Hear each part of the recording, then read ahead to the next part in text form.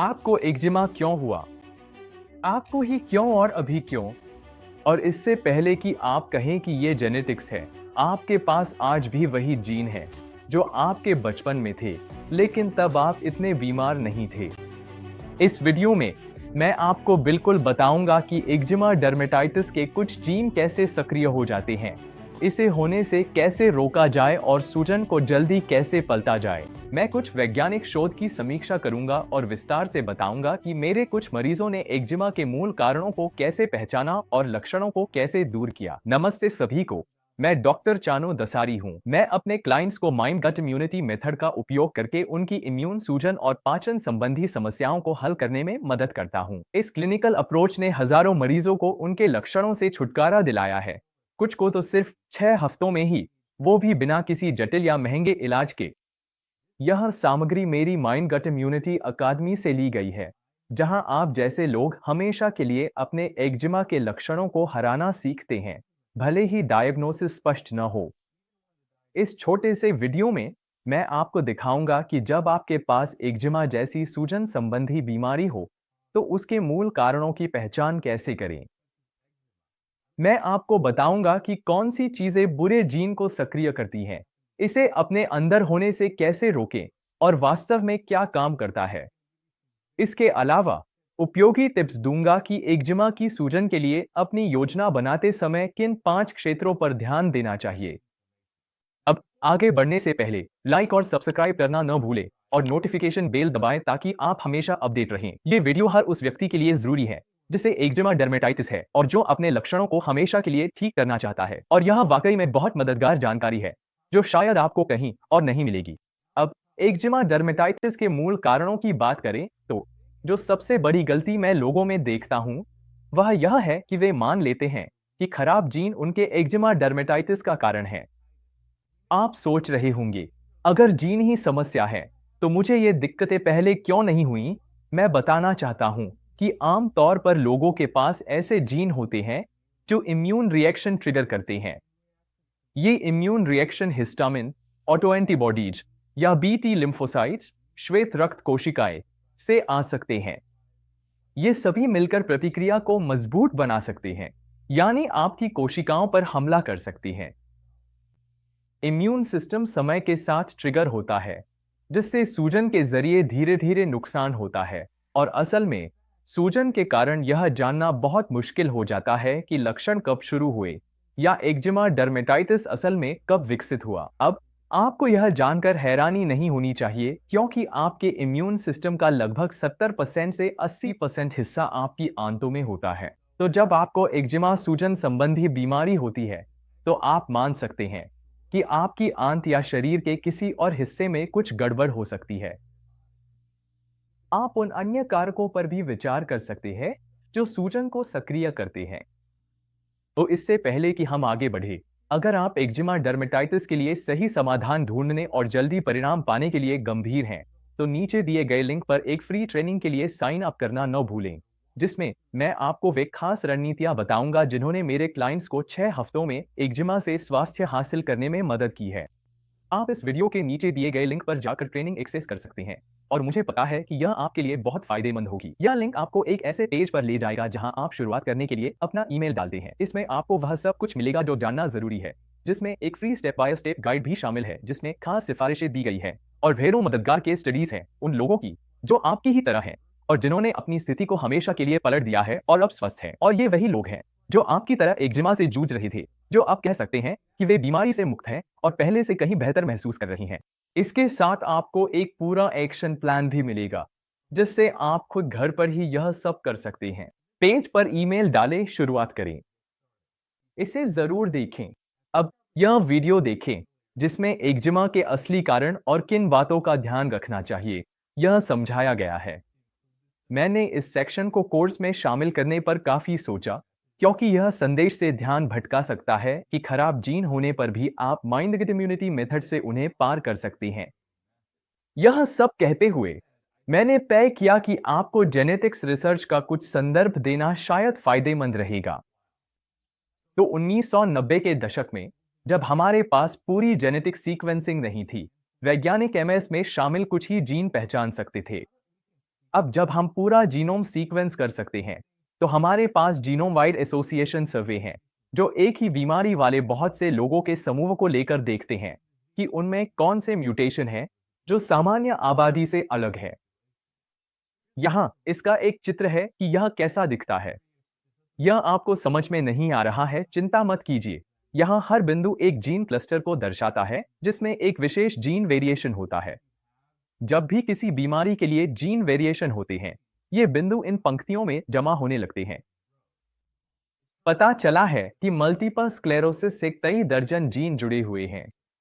स्पष्ट है, मैं इस समय आपको इन सभी को याद रखने की सलाह नहीं दूंगा। आखिरकार हम इनके लिए लक्षित जीन थेरेपी विकसित करेंगे। मैं जेनेटिक्स और सूजन के इस कॉन्सेप्ट मैप पर वापस जाना चाहता हूं। हालांकि मल्टीपल स्क्लेरोसिस से जुड़े दर्जनों मानव जीन हैं, याद रखिए मैंने कहा था कि ये जीन चालू या बंद हो सकते हैं। आप कैसे व्यवहार करते हैं। दूसरी बात, शरीर की हर कोशिका हर जीन का उपयोग नहीं करती। यहां सबसे महत्वपूर्ण बात यह है कि चाहे आपके पास कहे तो अच्छे जीन या बुरे जीन हो जो सूजन का कारण बनते हैं, वे हमेशा सक्रिय नहीं रहते। आपके पास इन्हें नियंत्रित करने की क्षमता है, लेकिन आपको सीखना होगा कैसे, और यहीं पर कई डॉक्टर पीछे रह जाते हैं।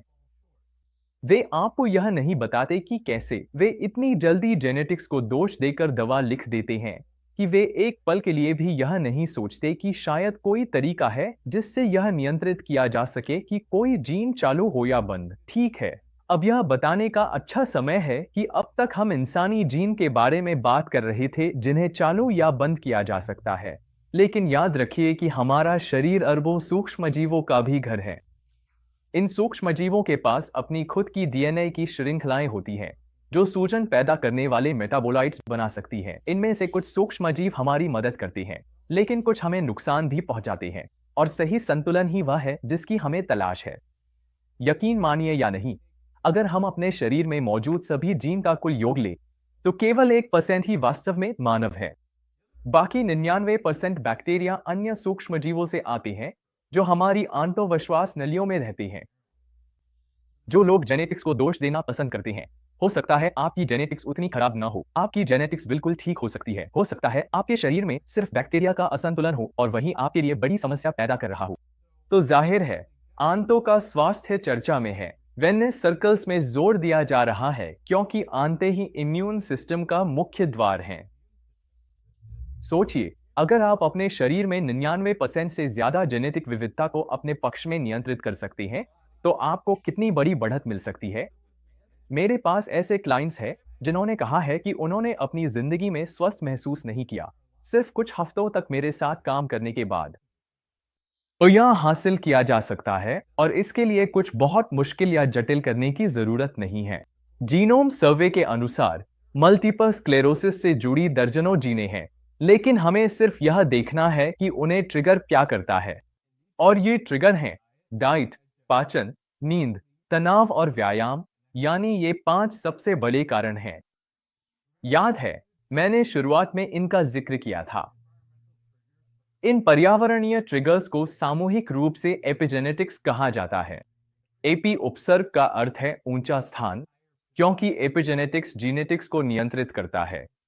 असल में जीनेटिक्स नहीं, बल्कि एपिजेनेटिक्स ही असली मायने रखता है, क्योंकि ये सारी चीजें हमारे नियंत्रण में होती हैं और ये सीधे तौर पर हमारे शरीर में सूजन की मात्रा को प्रभावित कर सकती हैं। यह कोर्स इन्हीं 5 मुख्य तत्वों का लाभ उठाने और उन्हें अधिकतम करने के लिए डिजाइन किया गया है, ताकि शरीर को ठीक किया जा सके। तो अगर आप सोच रहे हैं कि आपको अपनी सारी मेहनत, समय और ध्यान कहाँ लगाना चाहिए, तो वो इन्हीं 5 चीजों पर है। बस इसे देखिए, आंत में 10 करोड़ न्यूरॉन्स होते हैं और यह शरीर में न्यूरोट्रांसमीटर का सबसे बड़ा उत्पादक है। इसी वजह से इसे दूसरा दिमाग कहा जाता है। यह 1 ट्रिलियन इम्यून कोशिकाओं का भी घर है, जिसका मतलब है कि आपकी इम्यून सिस्टम का अधिकांश हिस्सा आंत में होता है। तो ऐसे कौन से सिद्धांत हैं जिन्हें हम इस अक्ष की तीनों हिस्सों को बेहतर बनाने के लिए अपना सकते हैं? वो सबसे महत्वपूर्ण और प्रासंगिक सवाल क्या है जो आप खुद से पूछ सकते हैं? जवाब, जैसा कि मैंने पहले भी कहा है, वे 5 बड़े एपिजेनेटिक पर्यावरणीय ट्रिगर हैं: आहार, पाचन, नींद, तनाव और व्यायाम। ये वही 5 कारक हैं जिनका मैंने जिक्र किया था। अगर मुझे इन श्रेणियों में प्रतिशत बांटना हो, तो मैं कहूंगा कि आहार लगभग 1/3 है और पाचन भी लगभग 1/3 है। तो मिलाकर ये आधे से ज्यादा प्रभाव डालते हैं। और इसका कारण यह है कि आपकी प्रतिरक्षा प्रणाली का अधिकांश हिस्सा आपकी आंत में होता है और आपकी आनुवंशिक विविधता का अधिकांश हिस्सा भी आपकी आंत में माइक्रोब्स के रूप में होता है। तो आपकी आंत में क्या जाता है, आपकी आंत में क्या रहता है और आपकी आंत से क्या बाहर जाता है, वही सूजन को निर्धारित करता है। बिल्कुल इतना ही सीधा है। बड़े 5 में बाकी श्रेणियां हैं: नींद, तनाव और व्यायाम। मैंने यहाँ एक छठी विविध श्रेणी भी शामिल की है ताकि कुछ बहुत ही स्पष्ट चीजों पर चर्चा की जा सके, जैसे कि धूम्रपान, दंत स्वच्छता और अन्य भ्रमित करने वाले कारक, जो इस समय हर किसी को स्पष्ट होने चाहिए लेकिन कभी कभी नहीं होते। उदाहरण के लिए, मेरी एक क्लाइंट जिसे प्रतिरक्षा संबंधी बीमारी थी, उसे यह नहीं पता था कि धूम्रपान उसकी स्थिति को और खराब कर देता है। मेरे पास एक और क्लाइंट थी जो नियमित रूप से फ्लॉस या माउथवॉश का इस्तेमाल नहीं करती थी और उसे जोड़ों में दर्द और मुंह में छाले हो गए। मेरे पास एक और क्लाइंट था जिसे स्लिप एपनिया और कम टेस्टोस्टेरोन था, लेकिन उसने कभी न तो स्लिप स्टडी करवाई और न ही अपने हार्मोन की जांच करवाई। इसलिए मैंने यहाँ छठी विविध श्रेणी शामिल की है ताकि आपको याद दिला कि कोई स्पष्ट चीज न छूट जाए जो आपके स्वास्थ्य पर बड़ा असर डाल सकती है।